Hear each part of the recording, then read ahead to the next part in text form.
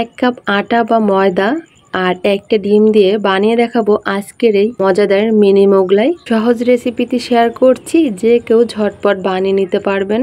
মোগলাই বানানোর জন্য এখানে আমি নিয়ে নিচ্ছি 1 কাপ ময়দা। আটা দিয়েও বানানো যাবে, আটা ময়দা যে কোনো একটা হলেই হবে। দিয়ে দিচ্ছি 1/4 টিস্পুন লবণ বা পরিমাণ মতো লবণ, আর এখানে দিয়ে দিলাম 2 টেবিল চামচ সয়াবিন তেল। এখন সবকিছু একসঙ্গে ভালো করে মিশিয়ে নিব।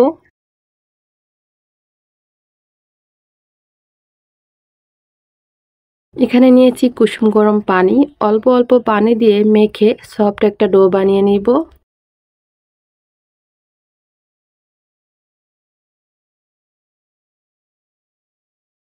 এই তো মেখে নিয়েছি। এখন এই ডোটাকে আমি 20 মিনিটের জন্য রেস্টে রাখবো।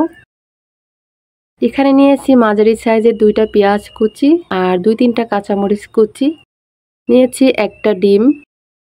এখানে দিয়ে দিচ্ছি পরিমাণ মতো লবণ। এখানে দিয়ে দিচ্ছি 1 চিমটি পরিমাণ গোলমরিচের গুঁড়া আর 1 চিমটি পরিমাণ ভাজা জিরার গুঁড়া। এখন সবকিছু মিশিয়ে নিব ভালো করে। কেউ চাইলে এখানে আপনাদের পছন্দ মতো মশলাও দিতে পারেন, আবার ডিমের পরিমাণ বাড়িয়ে দিতে পারেন। এই তো ভালো করে মেখে নিয়েছি। এখানে প্যানে 2 টেবিল চামচের মতো সয়াবিন তেল দিয়েছি আর ডিমের মিশ্রণটা দিয়ে দিলাম। দিয়ে নেড়ে চেড়ে ভালো করে ভেজে নিব। তো এটা ভাজা হয়ে গিয়েছে, এখন আমি চুলার উপর থেকে নামিয়ে নিব। এদিকে ডোটাও সফট হয়ে গিয়েছে, আর একটু মথে নিব।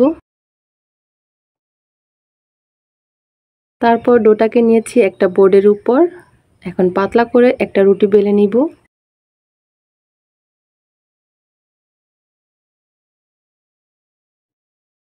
এই তো পাতলা করে একটা রুটি বেলে নিয়েছি।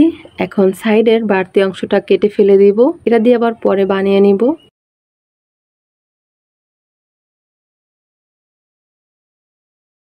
4 সাইড দিয়ে কাটার পরে এবার মাঝখান বরাবর এইভাবে কেটে নিব। এটা নির্ভর করছে কে কত বড় মোগলাই বানাবেন, সেই অনুযায়ী কাটতে হবে। তো আমি ছোট ছোট করে বানাবো, তাই এইভাবে কাটতেছি। এখন ডিমের পুর পরিমাণ মতো দিয়ে দিব। আমি একটা রুটি দিয়ে 3টে বানাবো, তাই 3টে দিয়ে দেখাচ্ছি। ডিমের পুর দেয়া হয়ে গেলে সাইডের যে রুটিটা আছে এটা তুলে এনে উপর দিয়ে দিব। এরপর সাইড দিয়ে এইভাবে আটকে দিব। এরপর এইভাবে কেটে নিব।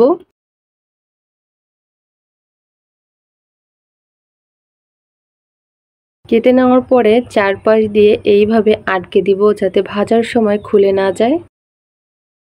এখানে প্যানে কিছুটা তেল হালকা গরম করে নিয়েছি, আর এখন মোগলাইগুলো দিয়ে দিচ্ছি। সাইড হয়ে গেলে অন্য সাইড উল্টে দিব। এই তো মোগলাইগুলো ভেজে নিয়েছি, এখন নামিয়ে নিব।